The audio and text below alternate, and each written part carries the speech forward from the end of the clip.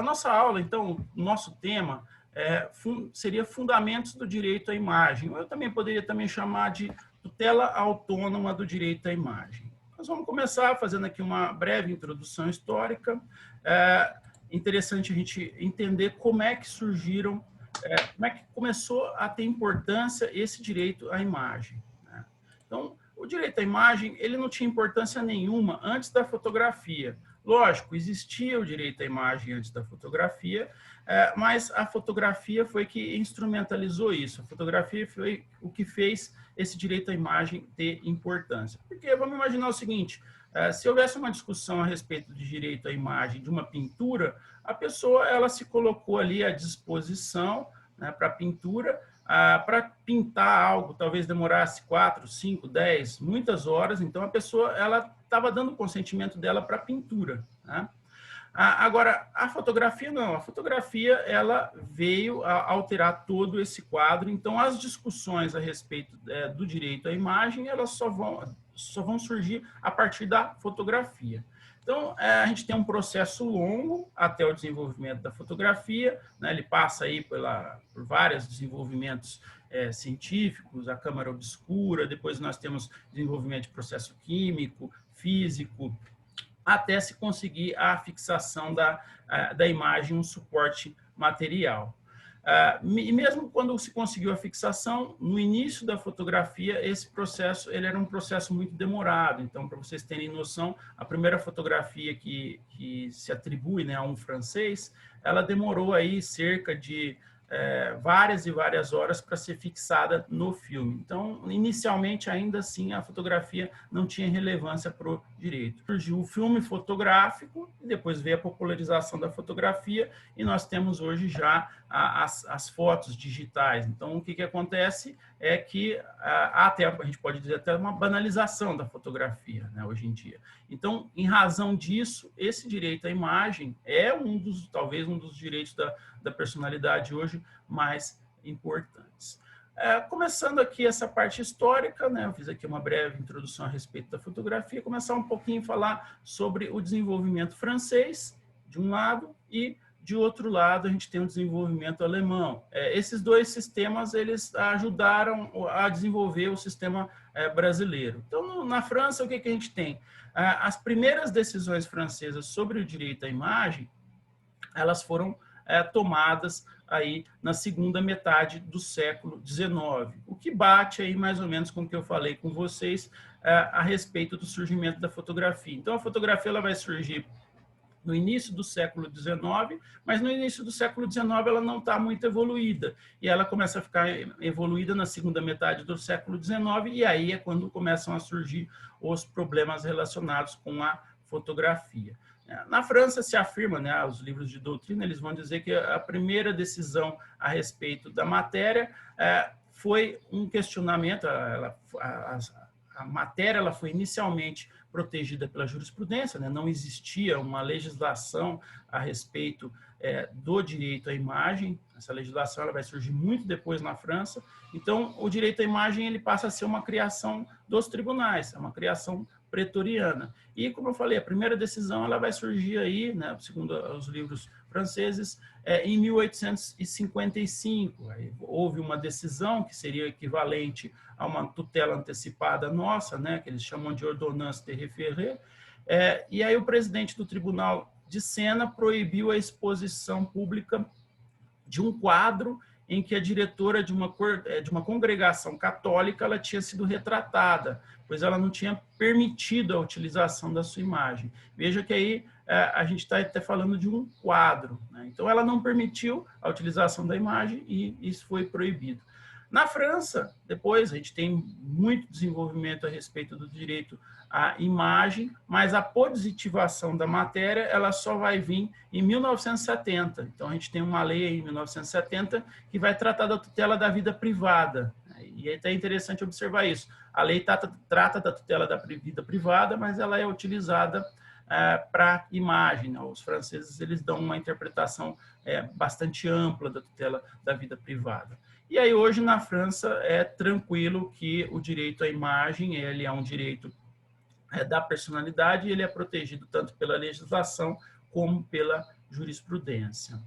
Então, vejam, esse foi o desenvolvimento francês. O desenvolvimento alemão, que é um outro modelo, e talvez para a gente é um modelo mais interessante hoje em dia, o modelo alemão ele vai surgir, vai começar a se desenvolver, melhor dizendo, de uma decisão de novembro de 1898, é uma decisão do Reichsgericht, e aí foi um processo bastante importante para o reconhecimento desse direito à imagem. Tratava-se de uma demanda que envolvia uma fotografia clandestina de uma jovem que foi...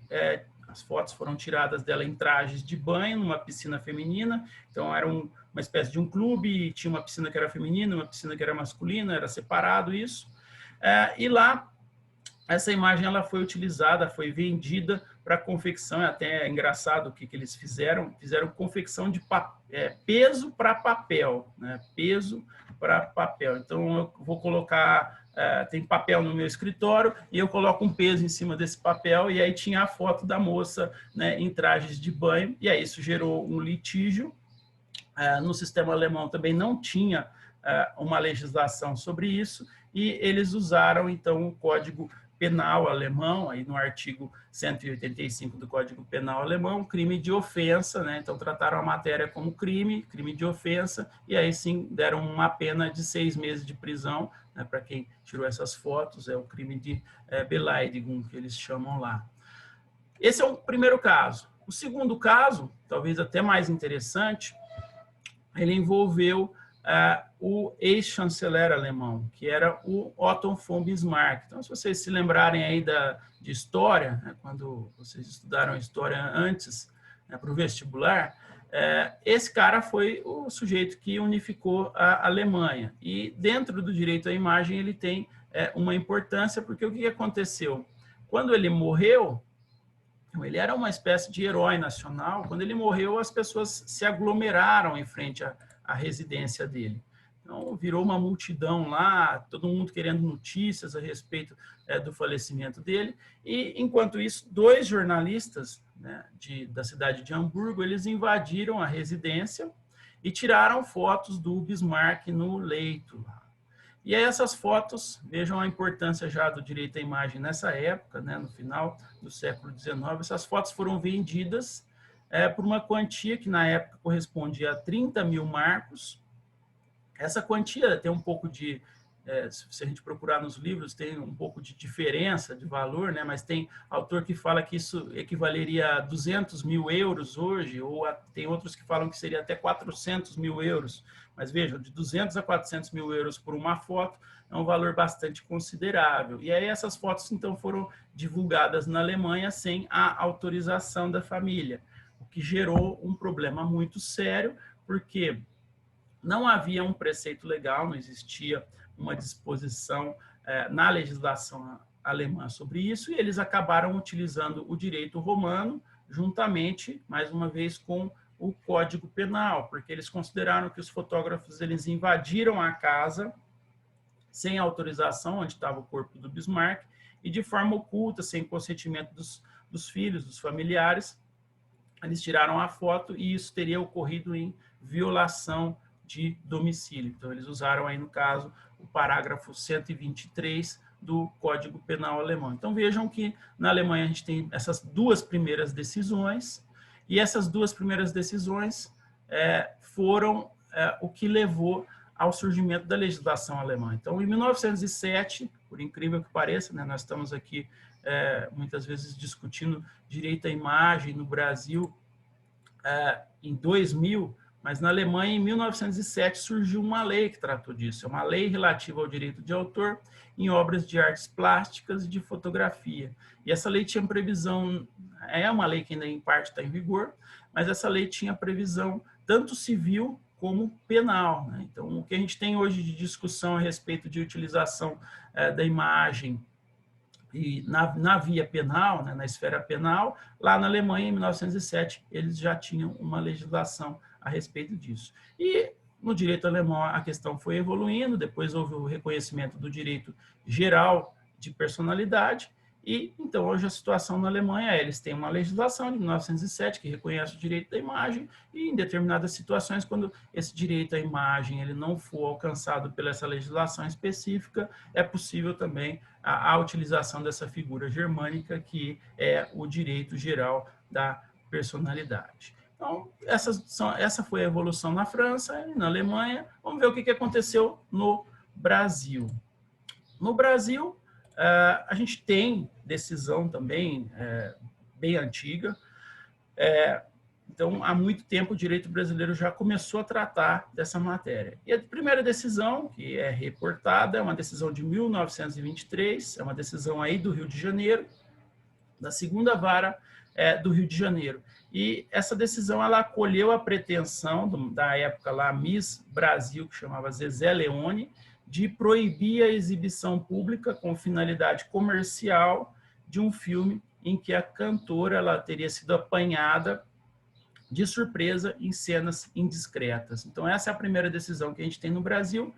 E a gente vai ver que, apesar dessa decisão aí ser bastante evoluída para a época, no nosso país, mesmo depois aí de quase 100 anos dessa decisão, que é de 1923, boa parte da doutrina e da jurisprudência não ainda compreenderam esse tema, né, o direito à imagem. E é isso que busca a nossa exposição, fazer com que vocês compreendam exatamente o que é o direito à imagem, ou seja, não fazer confusão desse direito à imagem com outros direitos da personalidade. E isso, a gente vai ver, é muito comum, tanto na doutrina como na jurisprudência. E existem dois pontos, então, que levaram a esse problema, a essa dificuldade que nós temos no Brasil. O primeiro é a evolução histórica do direito à imagem. Nós tivemos no Brasil uma evolução que ligou esse direito à imagem, associou esse direito à imagem a outros direitos. Então, a gente tem, às vezes, a associação do direito à imagem com o direito à propriedade, com o direito ao corpo, direito à liberdade, direito à honra, privacidade, identidade. Então, tem a associação desse direito com muitos outros direitos. Ou seja, isso significa que esse direito ele não seria um direito que viria sozinho, que viria independente, que viria de forma autônoma, mas ele sempre estaria associado com outro direito para ter a tutela. Então, esse é o primeiro problema. O segundo problema que nós temos, hoje em dia, é a relação que existe entre o artigo 20 do Código Civil, que trata dessa matéria no âmbito dos direitos da personalidade, e a Constituição. Então, ao lado aí desse processo histórico, a redação e a interpretação que é dada ao artigo 20 do Código Civil, ela não guarda consonância com as previsões constitucionais que estão previstas lá no artigo 5º, inciso 10º da Constituição. Então, o nosso trabalho aqui é tentar afastar esses dois problemas, o problema histórico e o problema de interpretação desse artigo 5º, inciso 10º, em combinação com o artigo 20 da Constituição. Bom, visto esse problema, nós vamos mostrar aqui como é que esse problema se dá na prática.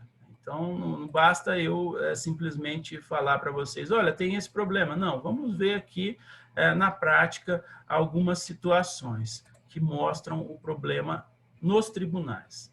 Primeiro, nós vamos ver algo que foi feito corretamente, apesar de ter algumas impropriedades na forma como isso foi feito. Então, eu vou trazer aqui uma decisão, né, do Tribunal de Justiça do Rio Grande do Sul, e essa decisão, ela seria um indicativo no sentido correto, né, uma forma adequada de se interpretar a proteção da imagem. E, aliás, é um caso muito interessante, porque tem a ver com o que muita gente faz no dia a dia. Né? Não estou dizendo que as pessoas fazem o que está aqui, que eu vou falar aqui nessa decisão, mas o que a gente faz muitas vezes no dia a dia é mandar fotos por aplicativo de mensagem. E aí, nesse caso, o que aconteceu? O tribunal ele considerou que publicar uma foto de alguém em aplicativo de celular sem autorização da pessoa e sem um objetivo aí maior, como seria, por exemplo, o objetivo de prestar alguma informação, gera dano moral. E aí aqui o problema da decisão, ele fala que a decisão ela fala que gera dano moral de forma automática, o que não seria muito adequado, é o chamado pela jurisprudência de dano moral presumido, né? Então não é muito adequada essa expressão, porque em realidade houve a utilização dessa imagem e ela trouxe uma violação do direito à imagem. Então a gente não precisa falar que existiu um dano automático, um dano presumido, simplesmente existiu um dano, mas os tribunais gostam de usar a expressão dessa forma. E aí, no caso, depois, o Tribunal de Justiça ele veio a condenar esse homem. Então, a decisão não foi só da primeira instância, né? Tem a decisão da primeira instância, mas também foi para o Tribunal de Justiça lá do Rio Grande do Sul. E a indenização foi em R$2.000 para essa mulher. Essa mulher ela foi fotografada de costas, então era uma mulher que estava numa fila de um banco e ela foi fotografada de costas e mandaram aí para um aplicativo, né, desses de mensagem, sem a autorização da mulher, né? O aplicativo era o WhatsApp. E esse grupo que foi mandado a mensagem seria um grupo apenas de homens. E aí também tem até a questão, apesar do tribunal e nem a decisão de primeira instância ter entrado nesse aspecto, mas poderia até se entrar numa discussão sexista, mas não vem ao caso porque simplesmente houve a violação da imagem. Então, nesse caso aí, o tribunal ele considerou que a lesão do direito à imagem ela foi uma lesão autônoma, né? Houve um dano autônomo que independe da comprovação do que acontece muitas vezes nas decisões judiciais. A decisão judicial ela fala sobre dor, sofrimento, angústia, humilhação, né? Mas não faz o menor sentido usar esses termos vagos. Então, o que acontece na prática o juiz sabe quando houve uma violação a algum direito da personalidade, aqui especificamente o direito à imagem, mas ele muitas vezes ele não sabe fundamentar. E aí o que ele faz? Ele fala de dor, sofrimento, angústia, humilhação, né? Que não faz o menor sentido, porque isso daí é uma consequência da violação do direito à imagem, né? Isso daí não é especificamente o juiz está procurando o bem jurídico, ou seja, ele não está falando assim, olha, houve violação da imagem, então um bem jurídico foi lesado, assim, em razão da violação de um bem jurídico, então existe um dano moral. Não, o que o juiz faz nesse caso? Ele fala assim, olha, a consequência da violação é a dor, o sofrimento, a angústia e a humilhação, então tem um dano moral. Qual que é o problema disso, dessa forma de se fundamentar? Se eu imaginar, por exemplo, um menino que fez o vestibular e não passou na faculdade que ele queria, também houve um dor, sofrimento, angústia, né? Ele pode se sentir humilhado. Por que então não tem um dano moral? Se a fundamentação das decisões judiciais é essa, para existir um dano moral, quando uma pessoa não passa no vestibular, também existiria um dano moral. Então, para a gente perceber o problema desse tipo de argumentação, né? Eles acertam a decisão judicial, mas eles erram na fundamentação, e o erro da fundamentação está justamente nisso, o problema da tutela autônoma do direito à imagem. Vejam que na primeira instância desse julgado aí, o juiz ele citou o artigo 20, que é o artigo que protege o direito à imagem. Ele entendeu que veicular a imagem sem autorização da pessoa fotografada, aí ele fala que causa desconforto, aborrecimento, constrangimento, né? Ele usa a mesma expressão, né? E aí eu volto a dizer, não é que tem que causar desconforto, aborrecimento, não tem que causar nada disso. O que acontece é simplesmente violação de um direito da personalidade. Se eu violei um direito, resultado como eu não tenho um dano material, eu tenho um dano extra patrimonial. E aí paga-se, né, esse dano extra patrimonial pela via de uma indenização. É interessante até ver aqui o que o relator desse julgado, que foi o Eugênio Fachin Neto, lá no Tribunal de Justiça do Rio Grande do Sul, disse, né? Ele reconheceu que as câmeras cíveis de lá geralmente não admitem um dano moral em casos semelhantes a esse aí.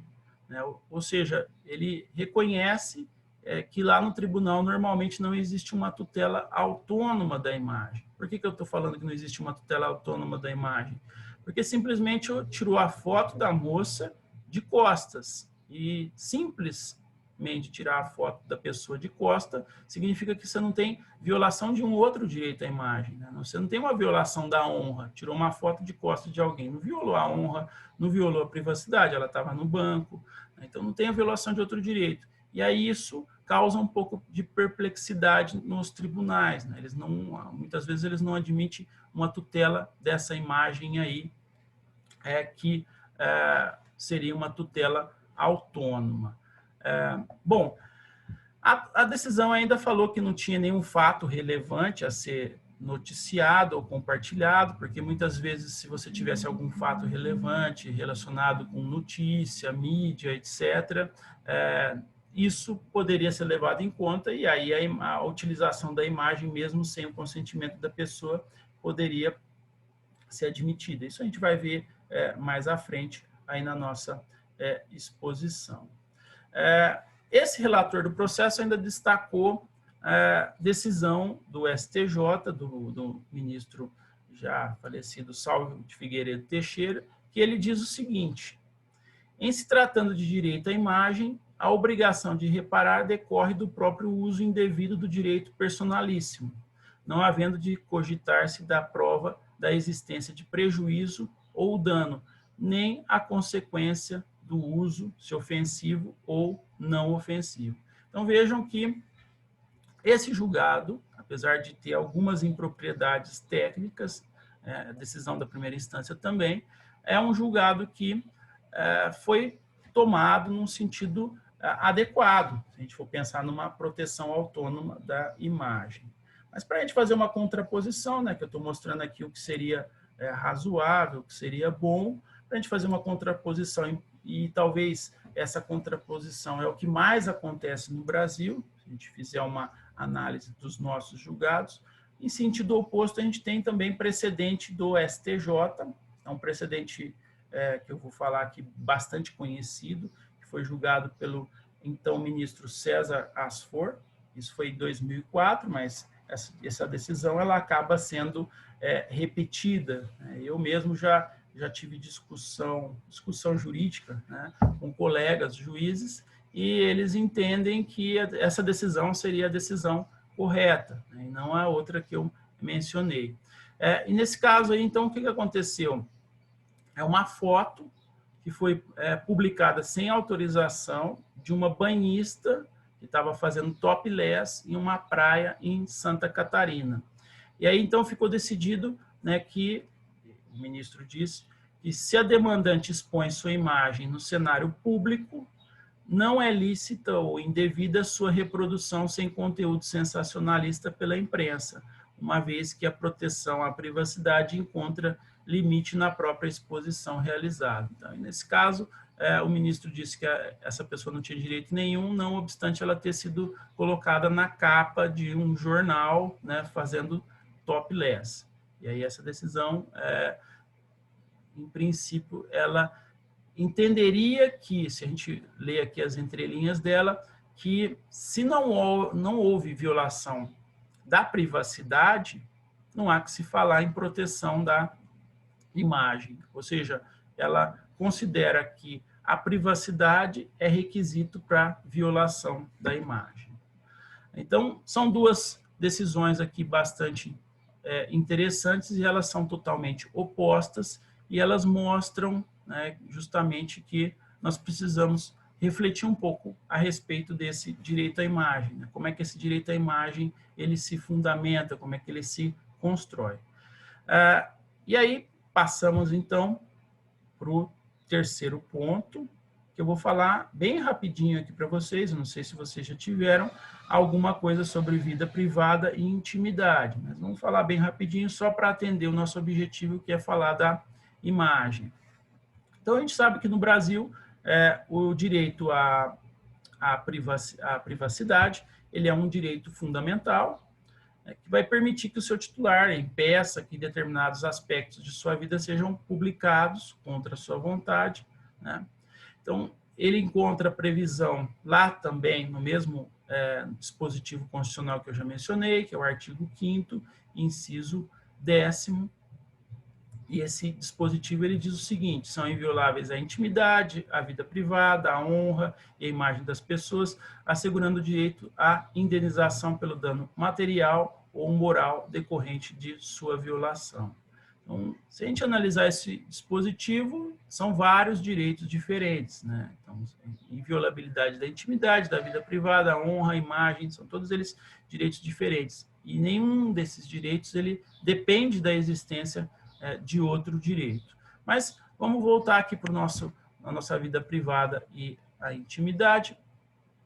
É muito comum, para se compreender o que seria vida privada e intimidade, a utilização da teoria, a teoria que é chamada teoria das esferas, a teoria dos círculos concêntricos, apesar de que no Brasil ainda é muito utilizada, na Europa essa teoria já está um pouco ultrapassada, mas aqui nos livros vocês vão encontrar muita menção a essa teoria.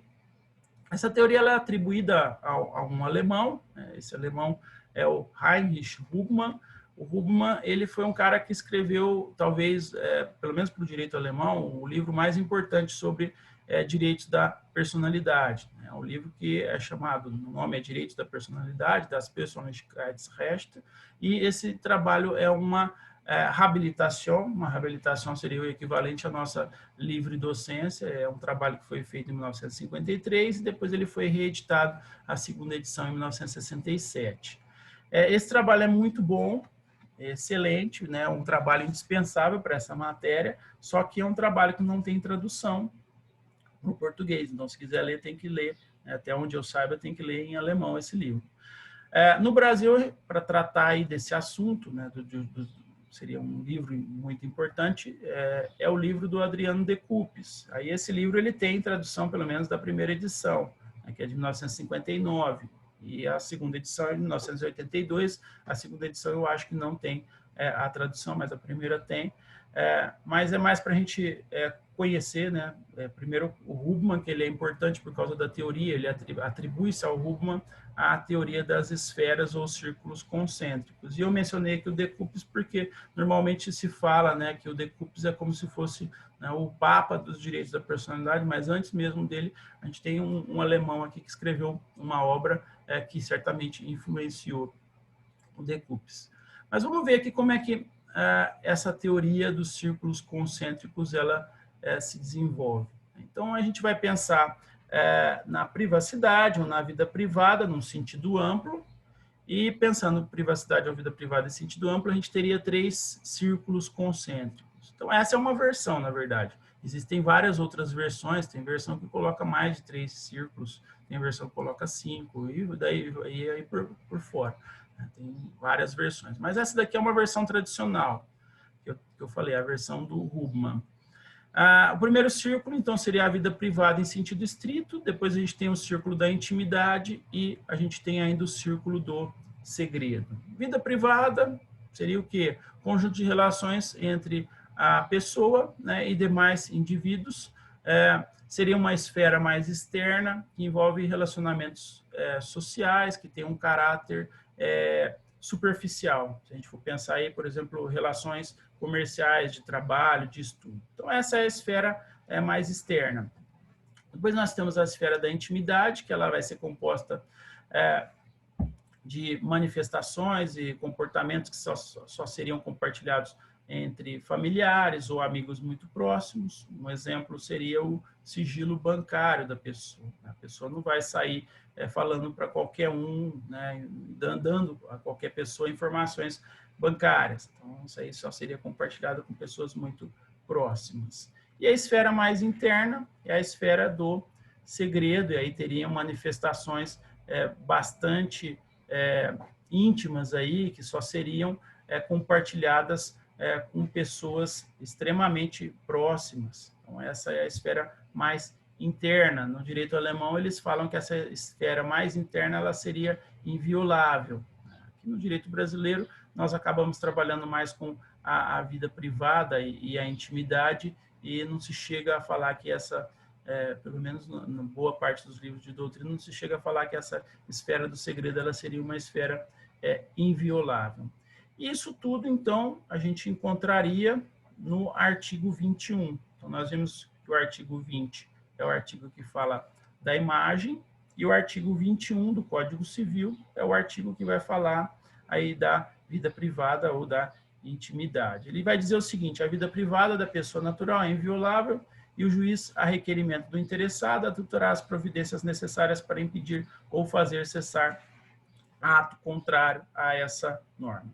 Então, vejam que, mesmo na localização, na legislação, são direitos diferentes, né? Direitos diversos à intimidade, vida privada e o direito à imagem. Mas vamos começar a falar da relação entre esses dois direitos. Bom, o que acontece? A proteção à imagem, como a gente viu na decisão que eu mencionei, ela é muitas vezes confundida com a tutela da vida privada e da intimidade. Por quê? Vai-se partir da concepção que a figura humana, que a pessoa, a imagem da pessoa, ela só vai ter proteção, só vai merecer proteção quando houver alguma atuação, alguma violação relacionada com a vida privada e a intimidade. E aí, partindo disso, a gente tem que o direito à imagem, ele não passaria do que? De uma espécie aí do gênero direito à vida privada.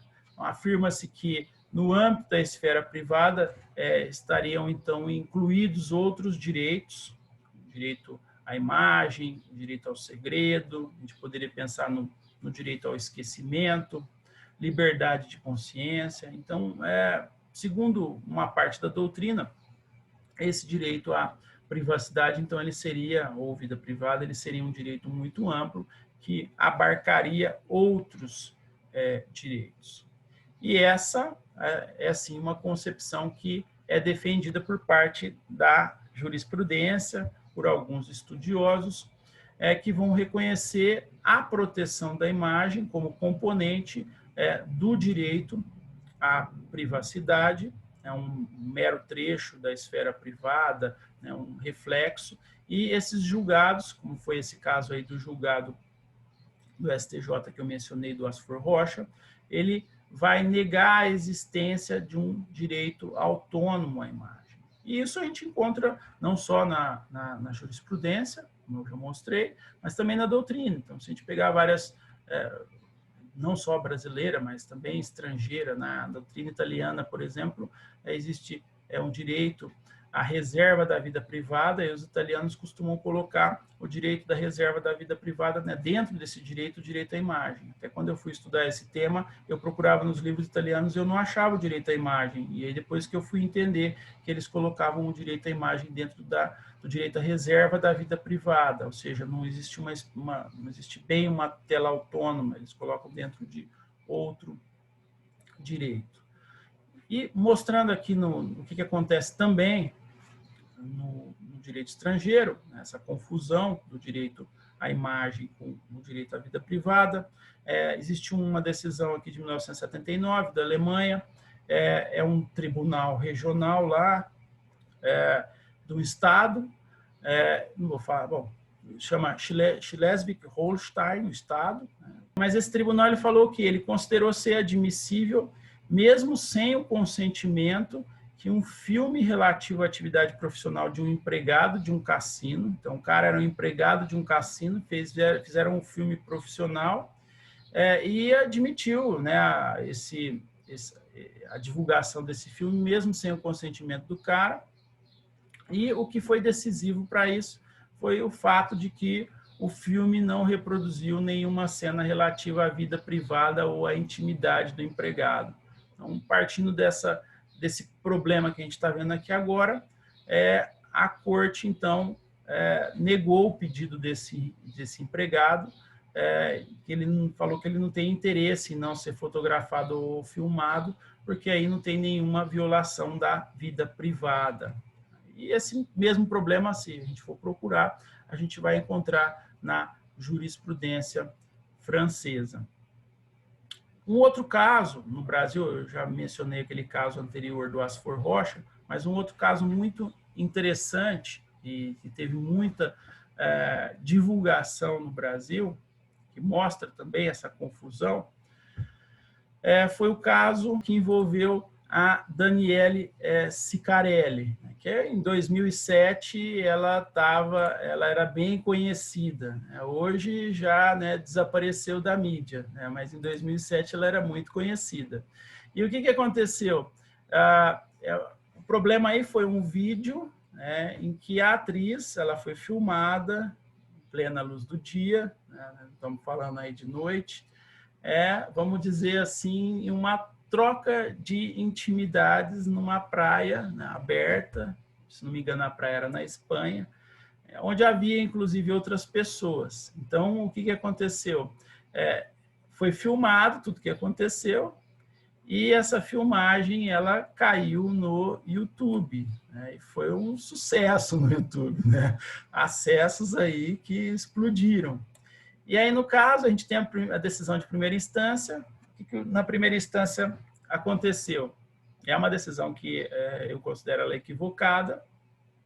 O juiz entendeu que não era o caso de remoção do vídeo do site, da internet, do YouTube, e falou que a conduta dos réus não configurou nenhuma violação ao direito à imagem, à privacidade, à intimidade ou à honra dos autores. Ou seja, aí na decisão a gente vê a confusão de todos os direitos da personalidade. E aí ele fala assim, pois não se tratou de cenas obtidas em local reservado, que se destinasse apenas a encontros amorosos, excluída a visualização de terceiros. Ou seja, disse que pode-se usar a imagem, mesmo que seja aí de cenas quentes, e isso pode ser feito porque não houve violação do direito à privacidade ou violação do direito à imagem. Como eu falei, é uma decisão bastante equivocada, porque ela não considera o direito à imagem como um direito autônomo. Ele considera um direito à imagem que só vai ter proteção se eu pensar em outros direitos da personalidade. E até interessante, se a gente partir para um outro ponto de vista, vamos imaginar que eles estivessem aceitando que todo mundo ali no local fosse ver os dois ali naquela situação. Se eles aceitassem isso, a gente poderia argumentar que eles, vamos dizer assim, estariam se exibindo para um público determinado, ou seja, as pessoas que estão ali na praia naquele momento. Agora, muda de figura quando a gente tem a gravação do vídeo e não só as pessoas que estavam ali na praia naquele momento vão acompanhar o vídeo, mas todas as pessoas, praticamente quase que, não vou dizer do mundo, mas do Brasil, praticamente todas as pessoas viram esse vídeo. Então, muita gente viu esse vídeo. Então, é diferente se você tem uma exposição sem uma filmagem, sem uma foto, e uma exposição com a filmagem e com a foto. Por isso que eu falei, logo no início da exposição, que o direito à imagem ele só vai ter importância a partir do momento em que a gente consegue reproduzir uma foto, uma imagem de maneira instantânea. E aqui a gente vê bem isso. Se fosse só as pessoas da praia que tivessem acesso a essa cena, talvez não teria ocorrido esse problema todo. Mas como isso caiu no YouTube, e aí virou a confusão que foi, passou a ter bastante importância, bastante relevância, e foi muito discutido aqui no Brasil. Essa foi a decisão da primeira instância. Depois, o processo foi para o Tribunal de Justiça de São Paulo, e aí ele chegou na segunda instância, e aí lá o desembargador, o Enio Zuliani, ele mandou retirar o vídeo do YouTube. E aí, no caso, então, a decisão dele foi acertada, ele conseguiu separar o direito à imagem do direito à privacidade ou vida privada. Então, a gente não pode confundir, em resumo dessa parte da exposição, a gente não pode confundir, então, um atentado à vida privada com um atentado à imagem. É relevante a gente dizer que, muitas vezes, as coisas estão juntas. Então, muitas vezes, é comum a gente ter uma violação da imagem com uma violação da vida privada. Mas a gente não pode necessariamente considerar que a violação da imagem ela sempre vem junto com a violação da vida privada ou da privacidade, e a gente não pode exigir, né, que para que haja uma condenação por violação da imagem, exista uma violação da privacidade. Por quê? Porque a gente tem que considerar, como eu estou tentando mostrar nessa exposição, a autonomia do direito à imagem. Então, não faz sentido nenhum a gente localizar o direito à imagem dentro da esfera da vida privada. Então, a gente não pode confundir a tutela da imagem com a privacidade. Ok? Então, esse é o ponto, essa é a distinção que a gente tem que fazer entre vida privada e o direito à imagem. Depois a gente vai passar agora para a próxima distinção, que é o direito à honra e o direito à imagem. Vejam que eu estou trazendo aqui hoje apenas duas distinções. Por quê? Porque existem muitas outras que a gente tem que fazer, mas essas daqui são as mais relevantes, né? O que normalmente a jurisprudência confunde. Então, lógico, pode existir outras confusões, mas a jurisprudência brasileira, especialmente, normalmente vai confundir a tutela da imagem com vida privada e intimidade, ou então a tutela da imagem com o direito à honra. Então, o que aconteceu aqui? Qual que é o problema da relação entre a imagem e o direito à honra? Então, muitos consideram que o direito à imagem também ele procurava um outro tipo penal, então às vezes ele encaixava uma violação da imagem da pessoa numa violação da honra. Então ele procurava um delito daqueles lá, um dos crimes contra a honra, e encaixava ali para poder dar alguma proteção para normalmente uma mulher que foi vítima de pornografia de vingança. Então, vejam que aqui no direito penal brasileiro, o que eu estou falando sobre a jurisprudência civil do século XIX ou do século XX, ainda era realidade até pouco tempo atrás, na esfera penal, a necessidade de se recorrer à tutela da honra. Então, o que acontecia é que essa necessidade ela remontava a um período que não havia previsão legal de proteção da imagem, então se procurava alguma forma de tutela no direito à honra. Isso também ocorreu naquele primeiro caso que eu mencionei no direito alemão, aquele caso que eles usaram o crime de ofensa. Então, seria um crime contra a honra e foi a forma que acharam, já que não tinha um dispositivo próprio. O direito à imagem, então, ele acabava sendo uma categoria subsidiária. Então, eu falava que havia violação da imagem quando havia violação da honra. Isso parece ser até um pouco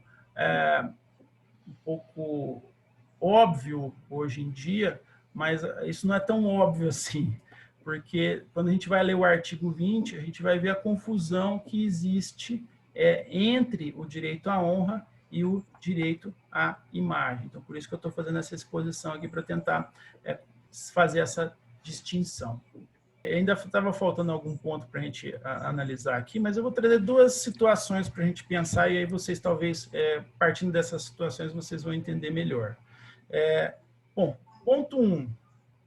No estado que nós estamos atualmente, a gente não confunde nenhum desses direitos da personalidade. Então, imagem é imagem, honra é honra, privacidade, privacidade. Mas há casos em que a imagem vai vir sozinha, há casos em que cada um desses direitos vai vir sozinho, num problema de violação. Mas há situações em que esses direitos eles podem vir juntos. Então, eu posso ter um caso de violação, e isso é muito comum, né? Eu posso ter um caso de violação da imagem junto com violação da honra. Exemplo, muito comum, no WhatsApp. Então, a pessoa põe a imagem do fulano e tem um texto embaixo que ela desce a lenha nessa pessoa, fala todas as impropriedades possíveis a respeito dessa pessoa. Então, a gente tem, no WhatsApp não, né? No Facebook isso é mais comum. Então, a gente tem a violação desses dois direitos. A gente tem a violação da imagem e a violação da honra. Aliás, muitas vezes a imagem não é nem modificada, né? Às vezes a gente pode imaginar um político, eles colocam um cara lá de palhaço, cara de qualquer coisa nesse político, você já tem a violação da imagem também, e aí colocam um texto embaixo com mais informação, e aí sim você tem a violação da honra. Outro caso, paralelo a esse, a gente pode pensar fotos íntimas levariam à violação da imagem e à violação da intimidade. Então, aí fica claro que esses dois direitos estão vindo juntos. Mas eu posso separar isso e eu posso imaginar uma situação que às vezes gera desconforto. Uma vez eu estava conversando com um colega, um juiz, e a gente estava sobre esse assunto, e ele não conseguia enxergar a violação autônoma da imagem. Aí eu falei assim para ele, então você acha que não tem? Ele falou, não, não tem. Então vamos fazer o seguinte, eu te acho uma pessoa muito legal, e eu vou tirar 1 milhão de fotos suas e vou colocar em todos os postes que eu encontrar na rua, né, em várias cidades, né? E se você acha que não tem violação da imagem, eu usar a sua imagem em todos os postos, eu falei para ele que eu não ia fazer nenhuma atribuição, nem positiva, nem negativa, eu ia simplesmente colocar a foto dele em todos os postes que eu encontrar, 1 milhão de cópias, né? Aí eu pergunto para vocês aí da sala, o que vocês acham? Vocês iam achar legal? Né? Talvez tenha gente que achar legal, achar a foto, né, em 1 milhão de postes do Brasil, mas boa parte acredito que vai achar que houve uma violação do direito à imagem. E outra, eu posso até colocar essa foto com uma informação positiva embaixo. Pego, por exemplo, né, a professora Lígia, tira uma foto dela e embaixo eu ponho várias informações. É uma excelente professora de direito civil e tal, e tal, e tal, e tal. Ela pode até ficar lisonjeada com o que vocês estão escrevendo, mas ela pode não gostar de ter a foto dela divulgada. Por quê? Porque aí, no final das contas, queira ou não, há uma violação. Então, na esfera civil, a gente tem a violação do direito à imagem, simplesmente, existem exceções, no artigo 20 tem exceções, mas a regra é, se você usar a imagem de uma pessoa sem o consentimento dessa pessoa, você violou a imagem dela. É simples assim. Agora, eu posso imaginar exceções. E a gente, deixa eu só pegar aqui onde a gente estava.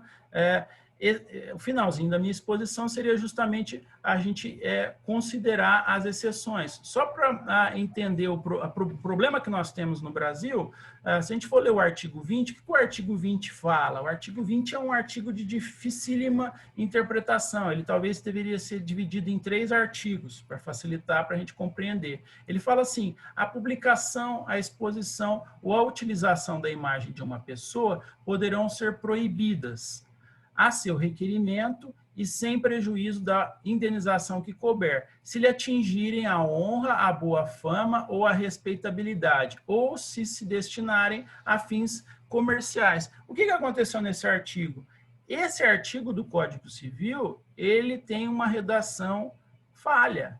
Eles pegaram o Código Civil italiano. O Código Civil italiano, se você ler o Código Civil italiano, ele tem uma redação quase igual a essa. Se você ler o Código Civil italiano sem prestar atenção, você tem certeza que o legislador brasileiro copiou o Código Civil italiano. Só que se você presta atenção na legislação italiana, você vê que o legislador italiano, ele não vincula a proteção da imagem a esses outros direitos. Vejam, da redação desse artigo é muito claro. Ele fala, uma pessoa poderão ser proibidas a seu requerimento e sem prejuízo da indenização que couber, se lhe atingirem a honra, que é o problema que nós estamos vendo aqui, boa fama, ou respeitabilidade, ou se destinarem a fins comerciais. Então, na jurisprudência brasileira, quando tem um fim comercial, a utilização da imagem, não tem problema nenhum, a jurisprudência reconhece porque vê um fim comercial. Mas existem outros fins que a gente pode imaginar.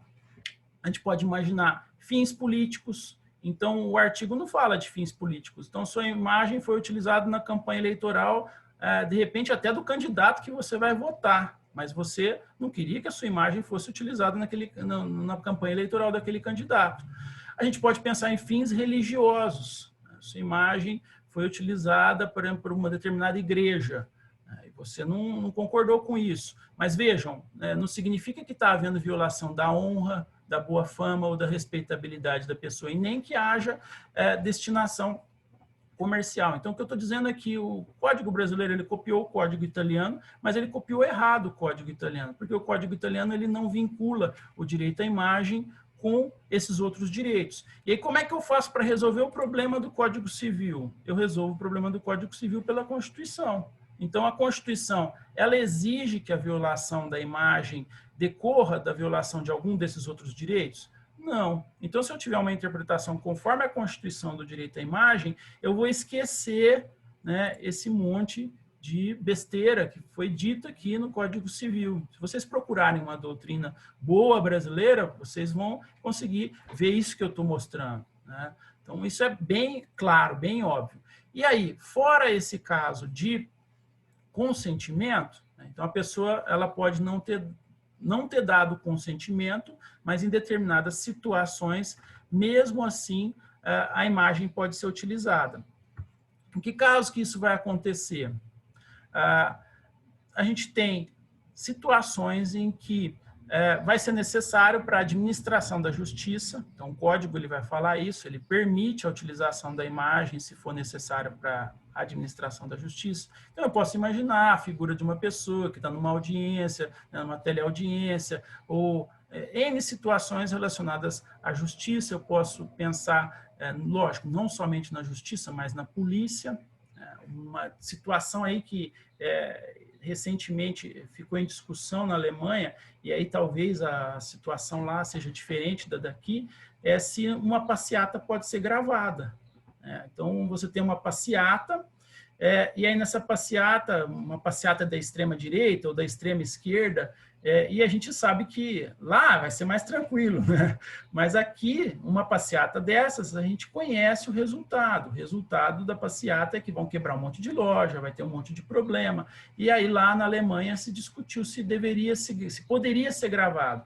E aí as pessoas entraram com uma ação no Tribunal Administrativo lá, e o Tribunal Administrativo disse que não poderia ser gravada a passeata. Então vejam o conflito que a gente tem, né? De um lado a gente tem talvez um sério problema de segurança pública, talvez eles não tenham ainda se dado conta desse problema lá, apesar de ser bem menor do que aqui, e de outro lado a gente tem um direito à imagem. Então, o que prevalece, né? Aqui no Brasil, eu ousaria dizer que o direito à segurança pública ele vai prevalecer, então você vai ter que filmar assim, a passeata, e a polícia vai ter direito. Lá na Alemanha, eles não queriam que a polícia filmasse, e parece que a polícia ainda colocava imagens, não lógico da pessoa em si, mas imagens da passeata, que dava mais ou menos para identificar essas pessoas na passeata, mas eles colocavam no site para falar, olha, nós polícias estamos fazendo um serviço bem feito, nós estamos fiscalizando as passeatas e tal, e aí nisso as pessoas se sentiram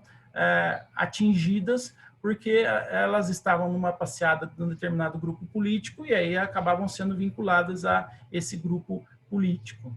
Aliás, isso também é comum, que pode gerar uma violação da honra, mesmo que tenha aí a imagem. Quer ver um caso que acontece muito?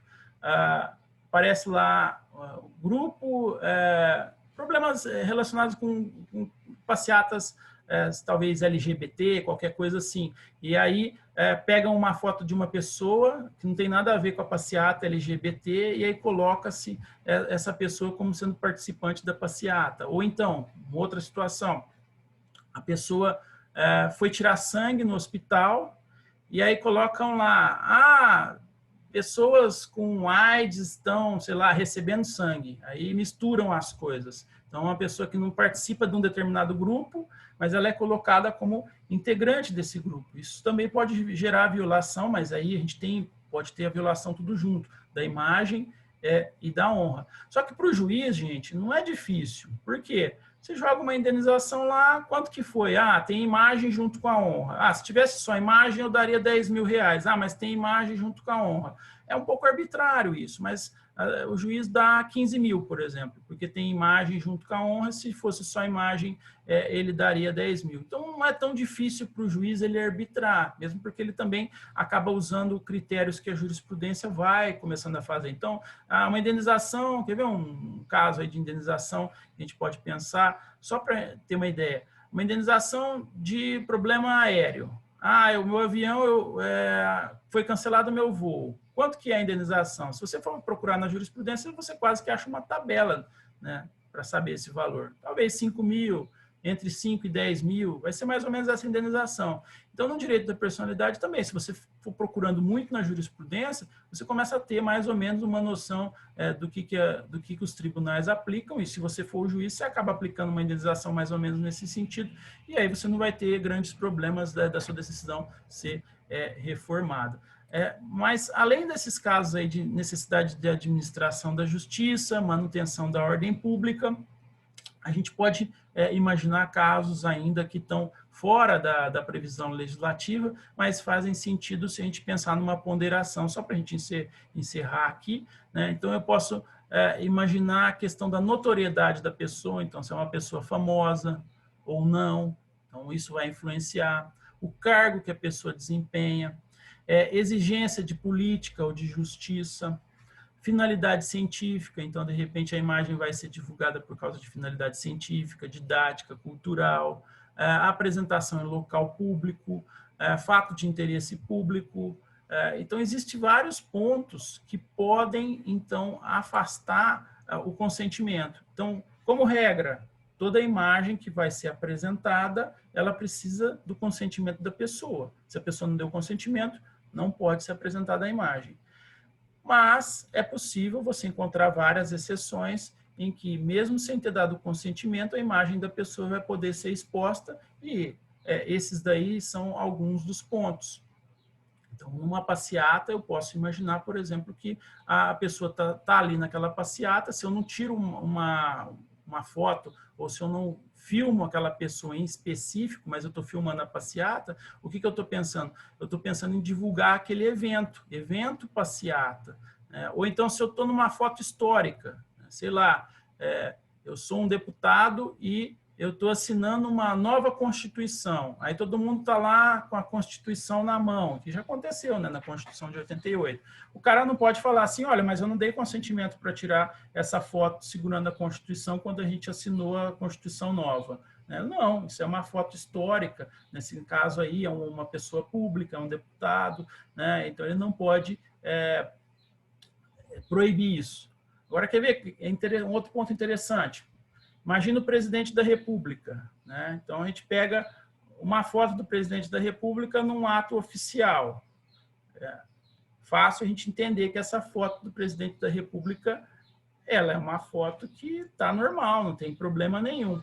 Agora, você imagina uma foto do presidente da República sem roupa, tomando banho numa banheira, e essa foto foi tirada aí por algum jornalista e coloca-se na primeira página do jornal, né? O que vocês acham? Vocês acham que é uma foto lícita? Né? O presidente da República não é porque ele é presidente da República que ele também não tem seus direitos da personalidade resguardados. A coisa é um pouco mais, vamos dizer assim, ela fica um pouco mais leve, né? Ela não é tão rigorosa com relação ao homem público, mas tudo tem limites, né? Então, vejam, essa primeira foto normal. A segunda foto, a gente tem uma combinação, né? É uma combinação de violação da imagem com violação da privacidade, ou até intimidade, se a gente puder pensar nisso. Então, em linhas gerais, o que eu procurei mostrar aqui para vocês, gente, é que o direito à imagem, na esfera civil, a gente está falando de direito civil, ele é um direito autônomo. Ele não depende da violação de outro direito. Mas, muitas vezes, a lesão desse direito ela vem associada com a lesão da vida privada, da intimidade, da honra, ou então até mesmo de um outro direito. Mas, em si, a ofensa desse bem jurídico imagem não depende da ofensa de qualquer outro bem jurídico. Então, é isso que eu procurei trazer nessa aula, por isso que eu coloquei como fundamento do direito à imagem